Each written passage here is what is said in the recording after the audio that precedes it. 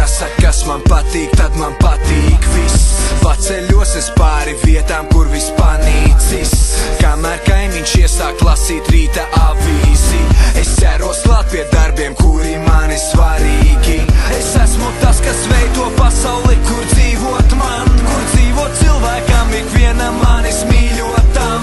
Mosties klusumā bez ziņām, kuras rītos skan, aiziet gulēt, raugoties uz zvaigznēm krītošām. Dzīve sāksies rītā, piepildītā. Kāpēc dzīvot šodien, uztraucoties?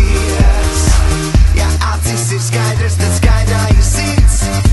Ja varu ko mainīt, kas izmainām sirds, tad zinu es tagad, kur raudzīties man, lai nosauktas cīni par savējo varu. Es gribu smelties prieku, nevis pārdzīvot katru struntu, par ko raksta tante stāstīt prot. Laižu garām lietas, kurām dusmas līdzi nāk. Man nav laika un nav vēlme sevi spīdzināt. Ja tu dzīvo citu dzīvi, kurš tad dzīvo tavu? Varbūt tieši tāpēc prieka celties rītos nava. Tu esi tas, kurš savai dzīvē liesmu šķils, līdz dzīve kļūst tava ideja.